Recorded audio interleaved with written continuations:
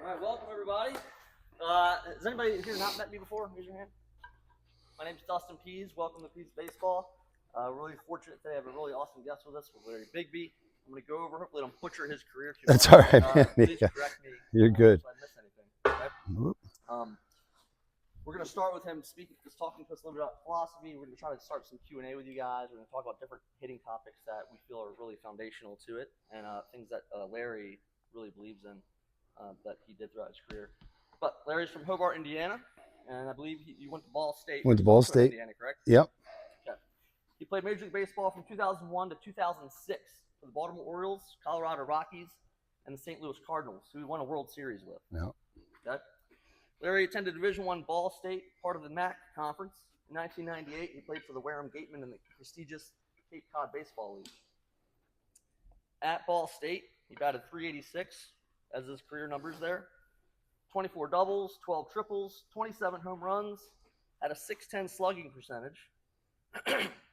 Was first team All-MAC 98 and 99, and he was the MAC Player of the Year in 99. Good? Yeah. Second team All-American in 99 as well. He had a 24-game hit streak in 99. This is something I saw, and I'm not sure if this is accurate. You correct me. Yeah. I saw 575 at-bats, and you never got hit.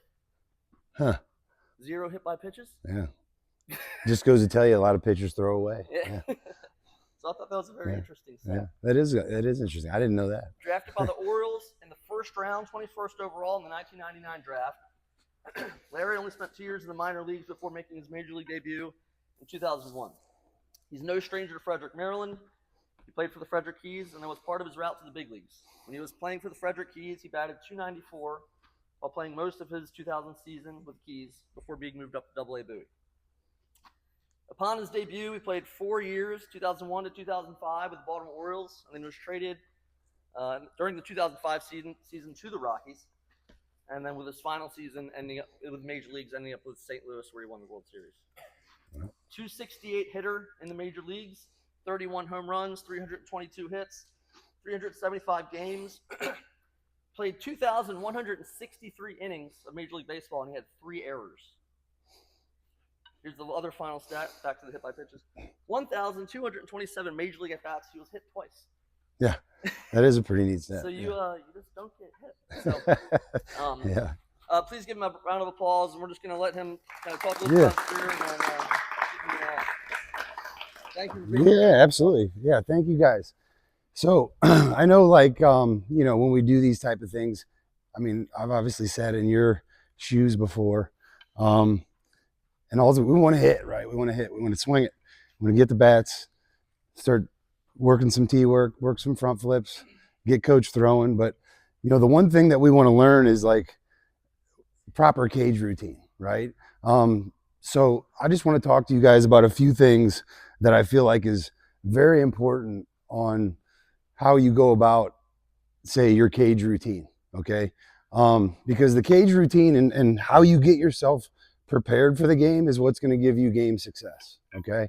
A lot of guys want to come into the cage, and I mean, I have a facility over on the Eastern Shore, so I'm around, your guys' age groups and even older. Obviously, a lot of the kids that I've been doing it for like 13 years now, so I've seen kids come through, get a chance to play in college, come back, use the facility. It's awesome, right? But the one thing that I notice is even guys at the college level will come back, and it's like, the things that they do in the cage, it's just not going to help them come game time, right? And these are college level players, okay? I'm not saying that they're not having success in college or whatever, but you can always tell when a hitter kind of has an idea of what he's trying to do by the way that he goes about his business, right? And I didn't know this stuff at your guys' age, so nobody's blaming you if you don't do it already, okay? But at the same time, when you get in front of, say, people like myself that can show you these things, these are probably, well, these aren't probably, these are definitely a lot more important than what our overall swing is right now, right? I mean, you guys might have great swings. I don't know. I haven't seen a swing just yet, right? But when you can put good mechanics to a good approach or a good routine, then you're going to really put yourself in a good chance to have a lot of success as a young hitter, right? So just a few of the things, okay? When we come into the cage, right, everybody should obviously get warmed up off a tee, right? I'm around the big league club a lot in Baltimore. I'm around the minor league club a lot as well. And they all hit off the tee, okay? I'm sure you guys have heard this before. Right now, there might be some guys in the big leagues that don't like to hit off the tee. To each their own. They're probably making $10 million a year. Let them do what they want to do, right? They've kind of earned that. But at the same time, as a young hitter, we have to be able to work on certain things that we can't necessarily work on when the ball's moving, or we don't really want to focus on when the ball's moving, right? I put it very similar to, say, if you're an outfielder. I was an outfielder, right? So the transfer, when we're going to throw a guy out, those are the little things that we don't necessarily think about as that play's going on, right? Those are the things that our practice reps, how we choose to prepare for that. Those are why those things happen, without much thought process, right? Those are instinct things. So you put your swing in a good position to be very instinctive to reacting the right way come game time based on your cage approach. Okay, so as a young hitter, right, the first thing that we'll do is we'll set the tee up. Okay, and for me, I don't necessarily care where you set the tee up. I mean, obviously we can work on different locations and do what you want to do, but if I'm getting loose, I'm going to set this tee up kind of down the middle, maybe slightly out the other way. Okay, we should never come into the cage and just start pulling the baseball, right? My personal preference, we should never really come into the cage and just start loading up and hitting, right? We should always find some type of drill that's going to kind of isolate just kind of what our swing path is doing, right? So before I get into a little bit about the swing path, let's talk a little bit about like tee placement, okay? And I'm not going to put anybody on the spot, right? But at the same time, has anybody ever heard of contact points, right? Like, I mean, obviously it's kind of self-explanatory by the name, right? Contact point is going to be where I choose to make contact with the ball, right? As it's either pitched to me, or if I'm setting it on a tee, where I choose to set it based on where I'm set up, right? I was a left-handed hitter. So can anybody kind of tell me, or let me ask you this. I'm sure we've all heard coaches tell us, hey, let the ball travel, right? Let the ball get deep, right? But that's a great baseball term. You're going to hear it through your whole career probably, right? As long as you keep playing this game. But do we really know what it means, right? I mean, what would an example of like letting the ball travel be? Does anybody want to take a stab at that? Like, there should be some area that we're letting the ball get to, right? We're not going to let it get to the catcher, okay? But at the same time, where does anybody want to take a stab on what they kind of feel that spot would be? Go ahead. Okay, not bad. All right, and again, not to put anybody on the spot, but these are the little things that are going to help you guys out a lot, right? Because at the end, we all can have a great swing mechanically, right? We can come in and get instruction, I'm sure, and really learn how to imitate the mechanics, right? But if we don't put timing to those mechanics, it's just like, that good swing's not going to show, right? And where we choose to make contact on the baseball is probably the number one piece of timing in your whole swing, right? Is because everything is going to be timed based on where the baseball is. So we have to be on time at that spot. Okay, so good answer. Okay, but really our front foot is going to be that spot. Okay, so it doesn't have anything to do with home plate. And this is what I see a lot of, right? I'll see a lot of coaches come in and they even had tees set up this way, right? With the holes in them and stuff, right? And they'll come in and they'll say, okay, here's your contact point. Or maybe they'll even set it up here. I don't know, whatever. Okay. Well, if I'm standing up here and say my front foot's here, and by the time I stride and I let any of these balls get in here on me, well, all three of those balls are beating me now, right? I'm kind of playing defense if I'm going to try to hit a ball this deep in reference to my front foot. Okay. So when we're hitting off the tee, we're going to put that tee wherever our front foot is going to come down in our stride. Okay. Or if we're working a drill that's not going to be a stride drill, well, we're going to set that pinky toe just off that contact point, bang, so I can work on contact out front, right? I used to love doing drills, guys, where we would set this spot up because I wanted to see it, right? I was fortunate enough, I'm sure we know Terry Crawley, right? So Terry Crawley was my hitting coach in Baltimore, right? So he was very big on understanding these spots, because if you watch a Major League Baseball game, those guys' swings are so short, their mechanics are good, but they're timing on a spot, right? They're trying to let this ball get to a spot, right? And all this in between stuff is just kind of noise to them, right? They're loading up and they're focusing just on this spot. So I know this for some of us, a little bit of upper level stuff, but at the same time, this is a huge piece, guys, for us to really get proper timing, okay? So say we're working a flip drill. Now the tee's not there. I would always put my spot out. Okay, so now I can see that. And now it's gonna do two things for me. It's gonna give me a feel for where I'm gonna try and let this ball get to before I hit it. I can kind of see that spot now, right? And it's also gonna give me an area that I can always check to see if my stride's getting jumpy on me, right? I mean, so again, this is a way. We're all going to slump. We're all going to get out front. We're all going to get on our front foot. We're all going to chase bad pitches, right? You're never going to get too good for that, right? But what the better hitters do is they understand how to come into the cage and get back to the basics and find ways to get themselves staying back again, right? So understanding this contact point is huge. Okay, so wherever you guys choose to stand in the box, to each their own, right? You can be a guy that stands way up here, but if I'm going to let this ball get to the plate now, well, it's going to beat me, okay? I would be catching balls out here now if I'm standing up there, okay? So just so you guys kind of understand that, because that's going to be something that I want to make sure, we're not one of the guys that comes in, coach has the tee set up, and then here we set up like this on the tee. And we're hitting balls, bang, back here late, and everybody wants to know, why is this swing so late? Well, give yourself a chance to catch balls out front, okay? The other thing, while we're on this topic, launch angle, right? We all have heard of launch angle. I think launch angle kind of peaked, and I think it's kind of coming back down in the popularity category of baseball, right? I mean, a lot of guys made a lot of money off the launch angle term. Chris Davis, right? Guys like this. Nothing against those guys, but right, the game will always adjust. Okay, and the game's adjusting to these guys that just try to lift the baseball. Okay, the other thing is we can't really judge ourselves at this age to what guys are doing at the big league level, right? I mean, I was a big league baseball player, and I wasn't doing the things that I did in the big leagues when I was your age, right?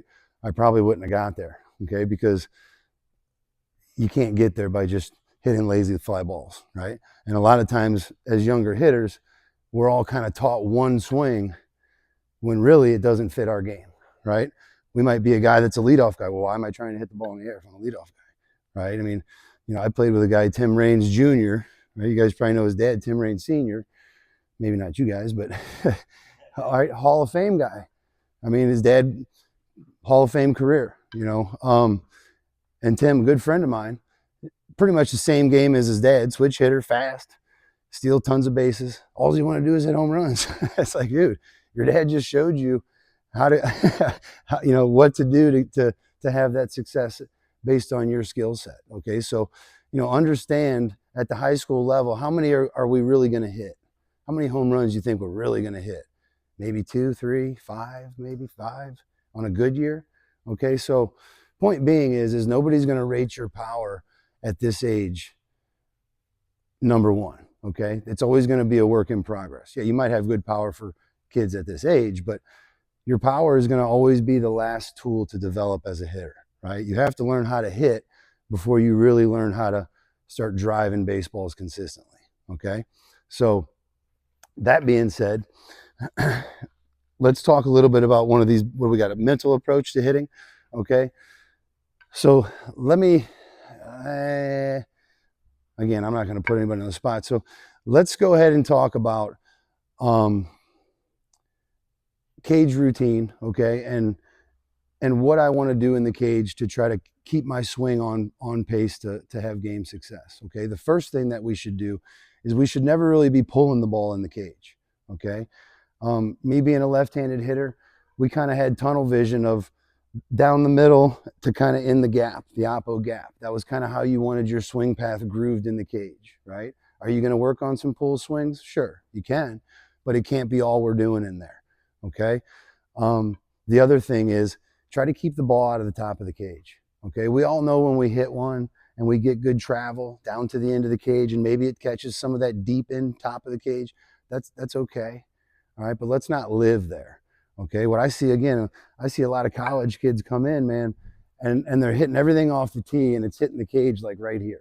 And they're like walking around like they got that one. You know, it's like you got that one because the ball's sitting still. You're not going to get that one when the guy's throwing, I don't know, 75, 80 at your guys' level, right? Like you're not going to catch up to those guys. So the ability, anybody ever do any high tee? Right? Do we do some high tee? Yeah.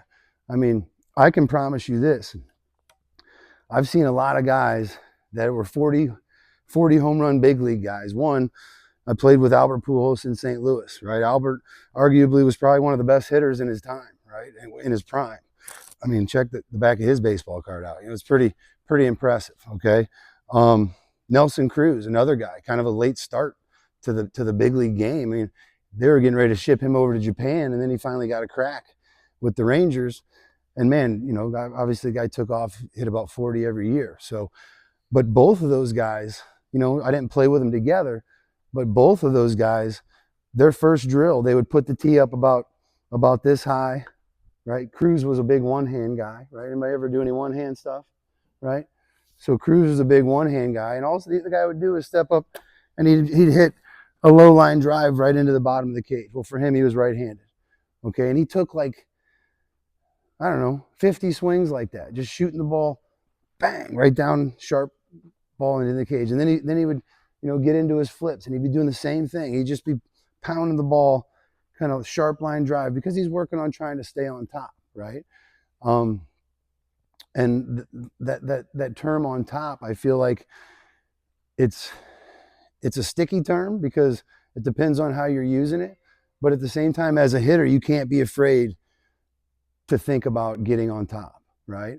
I mean, we all know that we're not hitting the top of the ball, okay? Getting on top, okay, if I was going to talk about a pitch like this, getting on top would be getting on top of whatever plane that pitch is going is coming on, right? So if I was going to hit a pitch like this, I would have to stay up here and catch this ball like this, right? As soon as your hands fall underneath the ball, you're beat, okay? Especially against guys that have high velocity. All right, so that's why you see, again, some of these guys that have big loops in their swing. Hey, I'm going to pound the ball down here. All right, so all you pitchers that are afraid to throw up on the small fields, and you see Johnny come up here and kid's got 45 homers on the short field, okay, but he's got this big, long, loopy swing. Everybody thinks he's going to the big leagues, but he can't hit anything up. Don't be afraid to throw those guys up, right? They ain't going to hit it, okay? But if this ball down here, my hands aren't falling below that ball, okay? I mean, so that's why that low pitch is a lot easier to handle for guys that have more of that loopy uppercut swing, okay? And as this ball starts to come up into the zone and it starts to challenge the ability to keep your hands above it, well, then that's going to be the challenge as a young hitter is, you know, am I good at getting on top, okay? If you listen to enough Orioles games or just baseball in general, you're going to hear these guys say, man, he got on top of that and drove it out of the yard, okay? And that's exactly what he means was he got up on top of the height of the pitch and worked right through that thing, okay? So when we're hitting in the cage, guys, just two things for me. Proper ball placement on contact point and work the back, middle, stay out of the top of the cage, okay? Just from the standpoint of, you know, Coach Pease and I were talking earlier, you know, you guys are obviously, some of you guys are probably already going to some of these showcase events. And I don't mean games, tournaments, whatever. I feel like everything's a showcase tournament these days, right? But at the same time, I'm talking like where you go to a workout and they say, hey, there's going to be 20 colleges there. Okay, we're going to run the 60. We're going to do all these things to just showcase your individual skills. We might play a game at the end, right? But how are you going to How are you going to stick out when there's 100 kids there outside of running a 6.560? Okay, that's going to make you stick out no matter what. So you guys that are fast, that's a good gift, right? That alone is going to get you on a little bit of a radar, just because if we can run a sub 70 or a sub 60, then okay, that's pretty good. All right, but how are we going to stick out with the bat? Like, what's going to make us better than the next guy? Maybe if I go into my BP round and hit a couple homers, maybe. But they know guys can do that, right? You're facing a BP pitcher. Okay, what's going to impress them a lot more, guys, is going to be guys that can just handle the bat, man. They want to see guys, if you're a left-hander, show them that you can pop the ball in that oppo gap on a line, right? Show them that you can keep your pull side swings from just going down the third base line or first base line, or you know what I mean? Like, they don't want to see none of that. Like, they can tell if you have power just by how your swing path is working and how the ball's leaving your bat. Okay, I mean, I would rather have a guy that's a line drive hitter at a young age, that's backspinning balls, hitting a lot of doubles, and then that same guy, as he gets older and learns how to hit, he's going to drive those balls. Those same balls will end up getting over the wall for him. Okay, a lot of these guys in the big leagues, they, again, David Ortiz might be a little over some of your guys' time. I mean, Giambi, another one. Even Josh Donaldson was one. None of these guys hit a bunch of home runs in the minor leagues, man. Like, they might have hit 10.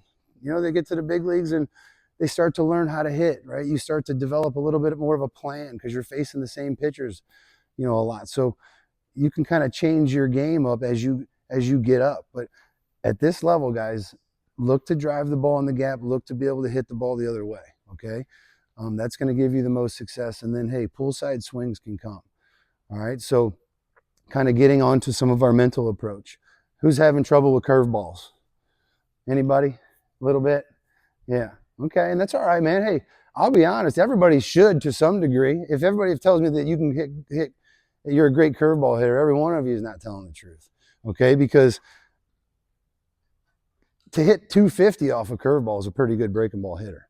Okay, nobody wants to hit the breaking balls. You just have to understand how to handle them, right? I mean, we're going to have to hit some at some times, but this would be my approach. Okay, and if I could do it all over again, because I battled with breaking balls too, so it's just a matter of seeing them more often, right? The more you see them, you start to understand breaks, you start to understand counts. Swing path has a lot to do with that, ability to stay back, okay? But the biggest thing for me is just your approach to hitting them, right? If you're 0-0, okay, you're getting into an at-bat right now, okay, and a guy throws you a first pitch breaking ball, there's no way we should be swinging. I don't care if it's a strike or not, right? I mean, my approach off breaking ball guys would be, don't even swing at it until you get 2 strikes, right? Make him show you that he can flip these things over for strikes. And then by that second or third at bat, okay, maybe I have to adjust. But as a hitter, I'm not going to adjust until he shows me what he can do, right? I'm not going to give him the credit that he can just go up there and throw any pitch over for a strike, right? You all have 5 pitches, but most of you can only throw 1 for a strike, right? So that means you have 1 pitch. So as a hitter, the more experienced hitters, they're not going to swing at those curveballs that are balls, right? Because most of them are going to take them before they even make the decision to swing, because they see it coming. Oh, the curveball, I'm just going to take my chances on you not being able to throw it for a strike, okay? And now what am I in? Now I'm in more fastball counts, okay? So my approach at a younger age would be, as soon as you recognize the curveball, just shut it down. Let that pitch go by. And and if you got a guy out there that's flipping over strike 1, strike 2, hey, it's going to be a tough day regardless. Okay, that kid's going to have pretty good success at the high school level if he can throw off-speed stuff for strikes when he wants to. Okay, so but most of them aren't gonna. All right. The other thing would be, from an approach standpoint, me personally, and I would say probably the majority of good hitters are gonna go with this. We shouldn't be looking for we shouldn't be looking for this ball right here, right? We shouldn't be looking for that location. All right, the more experience you start facing quality pitching, we can't just try to cover the whole plate, right? I'm going to try and cut this plate in half. I'm going to give him a little bit, maybe based on where some of my weaknesses are, right? Or just based on what's going to give me the most chance for success, right? For me, it's going to be sitting on locations out over the plate, out over that third of the plate, for 2 reasons. You're seeing the ball at its deepest point right there, right? We're not thinking pull, okay? And the other thing, probably, which is the most important, is if you're looking for this ball, you're probably going to swing at this one too. And most of us aren't going to hit this pitch very well. So you're going to get yourself out more times than not looking for pitches in and giving up good pitches away to really hit hard, okay? So with that approach, guys, I would always tell you to try and hunt balls out over the plate, okay? And look to do damage out over the plate. And then, hey, you get into a 3-1 count, whatever, 3-0 count, coach gives you the green light, and you want to sell out on a ball in, go ahead. But if you don't get it, then you got to take it, okay? So, I mean, again, that comes with a little bit of approach and discipline, okay? So one thing I want to do too, guys, I know, you know, again, I've sat in your situations, and sometimes it's like, dude, come on, man, wrap this up. But at the same time, like, hitting such a wide range of topics, you know, one of the biggest, you know, points that I want to make is I want to hear from you guys, right? I want to hear just a couple things that maybe you guys are having problems with that I can help you out with, right? I mean, you know, it's easy for me to sit up here and just go on and on about 100 scenarios, but nobody ever knows what's going on in each individual hitter's head when you're in the box, right? Nobody knows that. Nobody knows what I'm thinking about, what you're thinking about. Okay, so give me some questions that you guys might want me to help you out with based on, you know, some of the experiences that you guys have had. And then, you know, whether it's a drill, whether it's whatever, like, just throw it at me. Okay, go ahead. Yeah. You know what, man? Probably, I mean, obviously without seeing your swing, what I would do for you would be, one, like, where do you feel like you're missing the ball? Are you hitting it square? Are you squaring it up? You're ahead of it? Okay. Yeah, so I mean, and again, maybe in your approach, right? I'm not saying, I mean, I got to see kind of some of your mechanics, but approach can make us quick. Like, and this is another reason why looking for the ball inside, okay, and again, I'll break some of these out. Looking for the ball inside can make us a lot quicker, which makes us a little more jumpy. So for instance, and I'll kind of break this down, if you kind of see how it's rolling on me, but if you kind of see, you see how this kind of angles and it gets further out as this ball comes into me, okay? This would be kind of like a diagram of, based on if my front foot, again, was playing off of this ball. I'm looking at timing right here. So I'm looking to hit here, here, and here, okay? So if I'm a hitter that's thinking in, well, right away, I'm already thinking for this ball, which is the quickest one I got to get to, okay? So I'm going to have a real hard time staying back on these two because I'm already thinking about catching this ball out front because I'm thinking in, okay? And this is, again, why hitters will hunt balls out here, because now I can look to stay back, right? And part of staying back, guys, I know it's always seen in our legs, right? We'll see hitters get out here. It's like, oh, you're on that front foot. But man, 50-50 on what's making you do that, right? A lot of times it's your hands, right? So again, if I'm a hitter that I'm so anxious to get this ball inside that I see it, my hands jump at it, well, then I'm going to go forward too, right? So that ability to really be able to try to keep your hands over top of that back foot as long as you can will keep you closed a little bit longer. Now, again, buddy, I haven't seen your swing, so I'm not saying that's exactly what it is, but what I would try to do is maybe change that approach if you do look inside, okay? But as far as a drill for you, this is kind of what I do with all my hitters that I work with. I'll just kind of set the ball down the middle, you know, and I'll just do like a wide leg, no stride drill. Okay, and what I do with this, I'll do it more this way so you guys can kind of see me. You know, if you notice, I'm playing the ball just off that pinky toe right there, okay? And in this drill right here, it's an isolation drill. So it's probably the most important movement that we're going to have in our swing, okay? Outside of timing of getting your foot down and that, all right? But for instance, if I'm here and now that guy, I'm just hitting, right? I'm going to go through my normal load up, yeah. Okay, I was a guy that would be legs, a little bit of a leg kick, and then I would land there, okay? So I'm just gonna start in that foot down position in this drill. So for instance, if I pause the tape, I would be right there. So I'm gonna start here. Okay, and all I'm going to work on right here is just working my backside through the ball. Okay, and for you to do that, I mean, there can be a lot of reasons why we're pulling off, but when you do these isolation drills, you're going to be able to figure out what it is right away. Okay, because a lot of guys can be pulling off because they're squishing.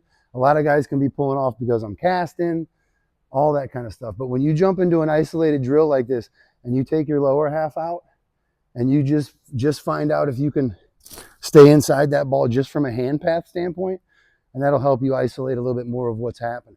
Okay. Do you work with anybody? Yeah, and that's okay, right? Nothing wrong with that, man. But all I would say to you, buddy, is work this drill, take your legs out of it, and just try to stay inside the ball and hit it on a low liner in the opposite corner of the cage or whatever. For you guys that like to hit in sock nets at home, right? That's great. All right. But rule of thumb, the ball should never go into the net higher than you have it set. Right. So for instance, I shouldn't be setting this ball here and then missing and hitting balls up in the top of the net here. Right. We used to always kind of have the mindset of however high I set that ball on the tee, I want to try to hit it to the other side of the cage, that same height all the way down, right? Because we're working on kind of a flatter bat path, which is, again, going to help come game time, okay? There's a lot of things we do in the cage, guys, that are just to get us to the spot in the game, okay? It's not about, oh, that was a double in the gap off the tee. Like, who cares? Ball's not moving, right? We can all do that. Right, but we're going to benefit a lot more by just kind of sticking to a good routine, understanding what good ball flight is, right, and having the best success that way from a game standpoint. But yeah, I would definitely do that with you, man. I mean, just kind of work your hands a little bit and see if you can get them inside the ball. Okay, go ahead. Sorry, I got a little off track there, but that's what it's about. Yeah. Yeah, on deck routine. That's a good one, man. I was a big, I think the biggest thing is identifying what some of your habits are as hitters, right? We're all not going to have trouble at the same stuff, right? I mean, so for me, it was my front arm, right? I was a left-handed, but I threw right-handed guy. Okay, so my feel was going to be in my front arm, as were a lot of you guys. If you're a righty, your feel's a little more in your back arm. Okay, my routine was I was a big one-hand guy because I knew right away that if this front elbow went there on me, I was going to get beat. So, okay, so a little bit of this, just to kind of give me a reminder of working my front side more out on the ball. But then from there, man, honestly, it's just about feeling the timing of when the ball's crossing through my contact point, right? And then where I feel like my timing from my front foot to hands are, But outside of that, man, that's probably the biggest piece is making sure that you feel, I don't know, some of us, we're here and we have a lot of separation, or some of us might be deeper in our handset and we just time that front foot. So whatever that sequence is for you, you got to use that on the on-deck circle to try to get some of that timing. Because as we know, man, that first pitch might be the best one. And we don't want to be wasting it because we weren't able to get a little bit of that timing on the on-deck circle, right? I mean, as pitchers, they're all trying to get ahead, okay? So for me, there's one thing said about being a good hitter with 2 strikes, but I don't want to be a good hitter with 2 strikes all the time, right? I want to be a hitter that's looking to do damage early, and I would rather that pitcher know that he better put it in a good spot or else I'm going to hit it hard right away. And then now you start to put a little more pressure on him to either hit that spot or flip something over for a breaking ball. If you get that kind of reputation, nothing wrong with getting the reputation of a hitter that's looking to do damage, right? As long as you stay in the zone, you're not just chasing everything, right? I mean, it's a little bit of an example. But yeah, man, that separation and timing of that front foot.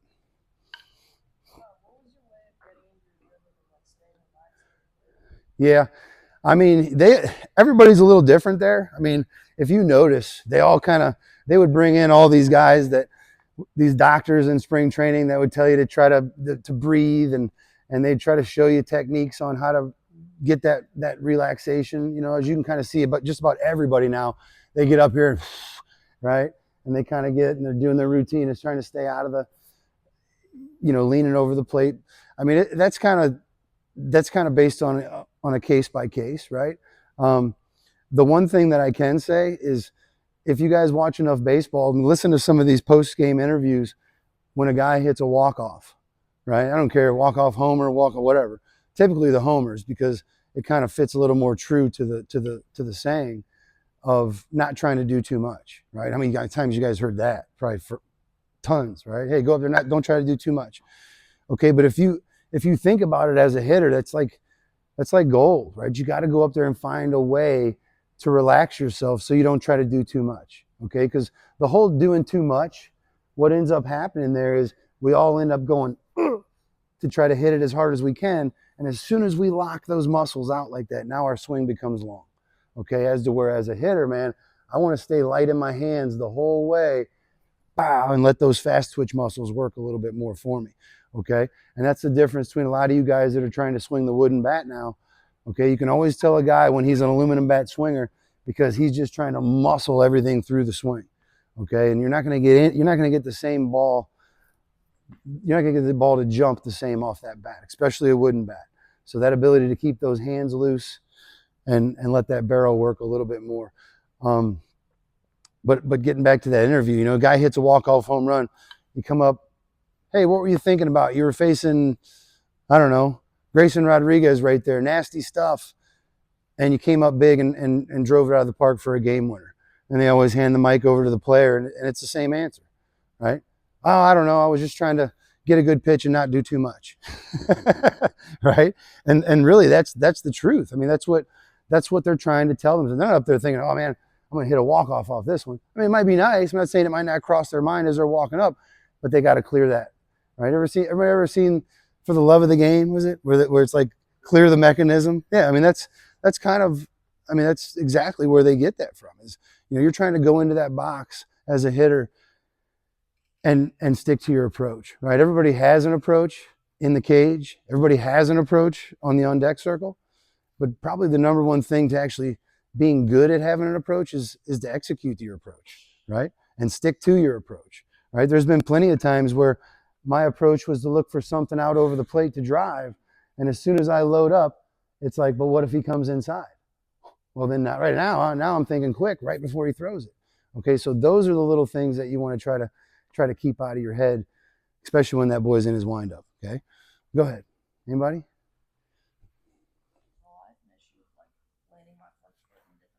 Yeah. Okay. Like stepping out or okay, that's right. I would probably venture to say, man, that you probably, do you feel, has anybody ever told you to try to be soft on your front foot? Okay. So like, again, without seeing you swing, I would probably venture to say that you step and you probably crash your heel. Okay. And as soon as we land on that heel, well, now we're pretty much committed there. Okay. And obviously as I land on that heel and then I try to go swing, my weight's going to go with it. Okay. So again, just kind of throwing some things out there for you, bud. I would either do one or two things for you.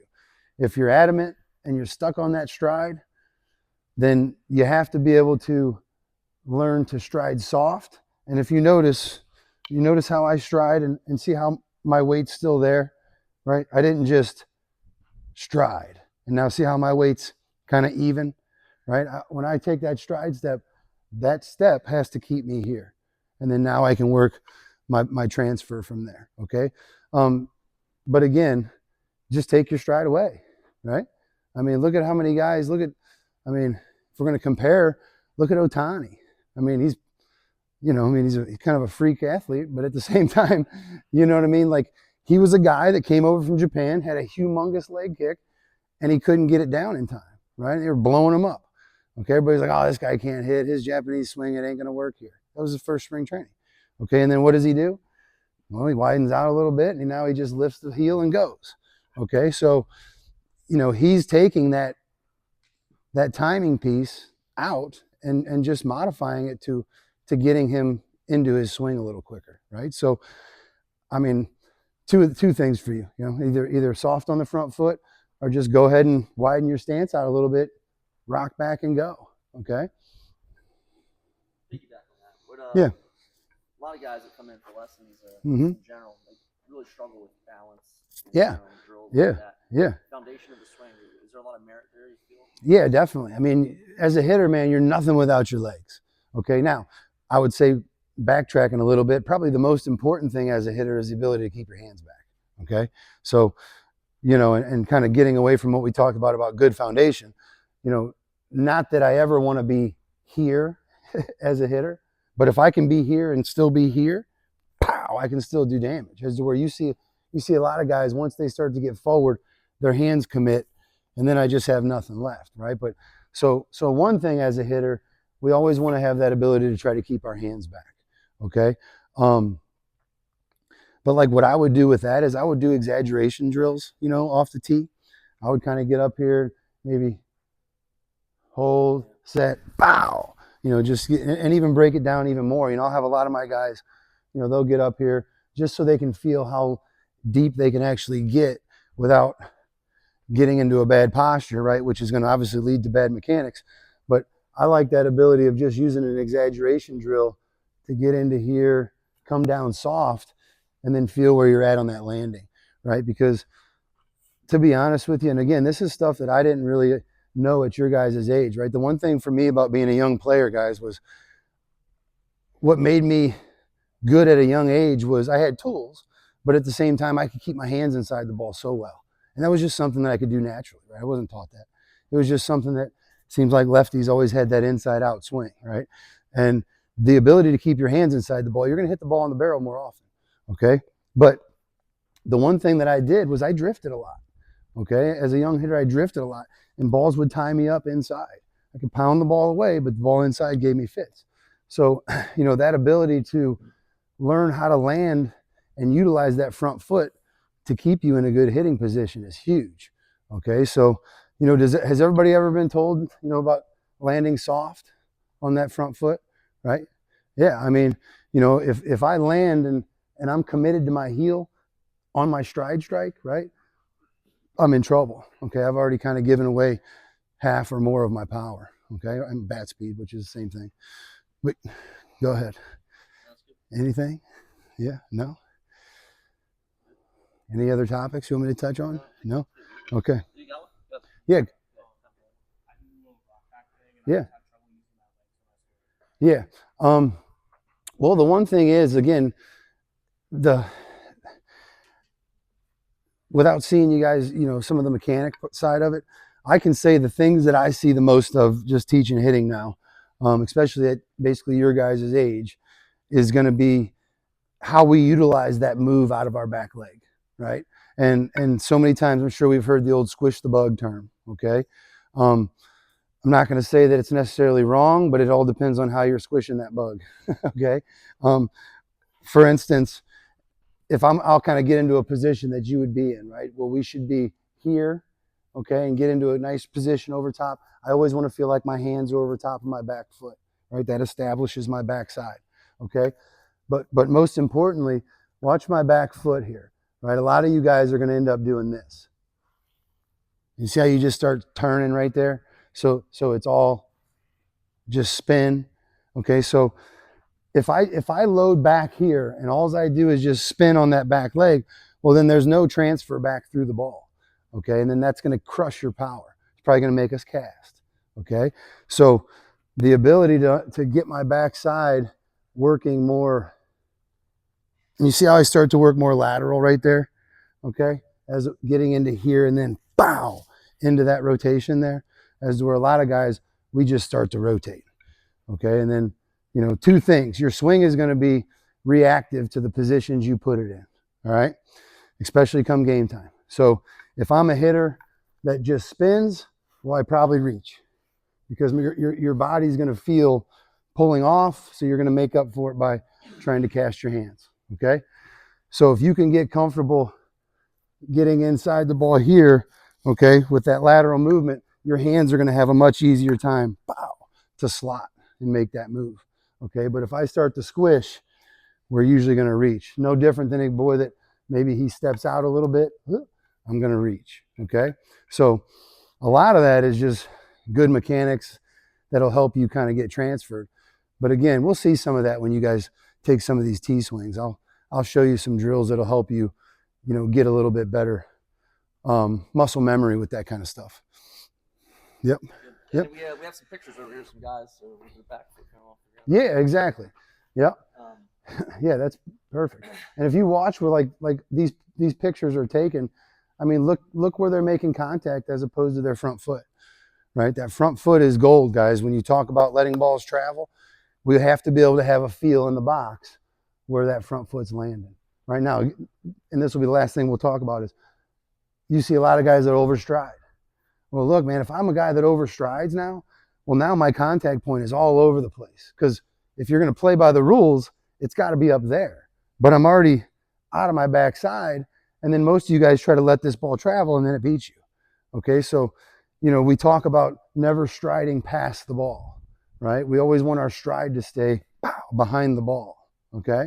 So that's, again, tee work. If I understand where that's at, then I should never let my stride go past the tee. Okay? All right. So, yeah, we're, first of all, I just want to say, you know, today's technically the very first day of summer for most of you guys, Whoops. right? Sorry, buddy. It's Friday. When's your last day of school? Good shot, man. So, guys, I'm You're excited to see you guys here. You know, first day of summer, you're here. You're at a hitting clinic, trying to get some more out of this. So, props to you guys for being here today. It's awesome. Okay? Next thing, I meant to say this in the beginning, but, you know, this type of situation where you're here as a group, you're not doing a one-on-one lesson, you're not with your team, you know. For me, growing up, when I was in these types of situations, I feel like this is where I learned the most, especially on the hitting side. You know, I'm kind of in a large group, you know, a pro in there talking about swing, approach, all these different things, and it's just the way it's worded sometimes, it's just the way it's presented, the way it's displayed, it just connects with you different, okay? You guys did a great job of listening. Hopefully you picked at least one or two things out of that, or more. That's going to help change your game. I definitely picked out plenty. It's all. So again, hopefully that you guys got something from that. This was the most important part of this clinic, this right here. Okay, listening to Larry speak, giving us that knowledge and experience. We're going to go out there, we're going to check your swings out a little bit. All right, here's how it's going to work. We're going to go out here. We have tees set up all throughout our field. Okay, we're hitting into a net basically. We have a wiffle station, but I think we're going to try to do some dry work first. We're going to run you through some phases. Check out maybe some of those checkpoints we were just talking about. We'll spread you guys out and swing the bat a little bit. Colby's going to get you loose, like a little 5 to 6 minute stretch out when we get out there. If you have cleats, you can put them on. You will not be coming in this building, so you can take your bags with you if you'd like. So we're going to stretch you out, get the tees set up, put you all throughout the tees. We'll get you moving around a little bit. So again, the field is that way. So you can walk out.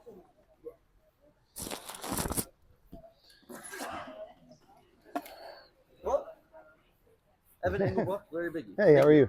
Hey, nice to meet you. Yeah. He's gonna be helping out. Yeah, cool. So we should be stretching them out. Cool. Yeah, buddy. No worries, man. Cubs. You a Cub fan? There you go. Yeah, coordinated without planning. Hey, nice to meet you. Now, Larry, this is Dylan Yep. Weinbunner. Hey, Nice to meet how you doing, man? Nice to meet you. No, I got one more. Oh, there you go. You know Luke Waddell? No, Kind of, sort of. I didn't Yeah. get to play with him. Okay. Yeah, Yeah, he's yeah, boy from my area. Where did you grow up, or where are you from? I'm originally from Northwest Indiana, but I live over on the Eastern Shore now. Okay. So yeah. All right.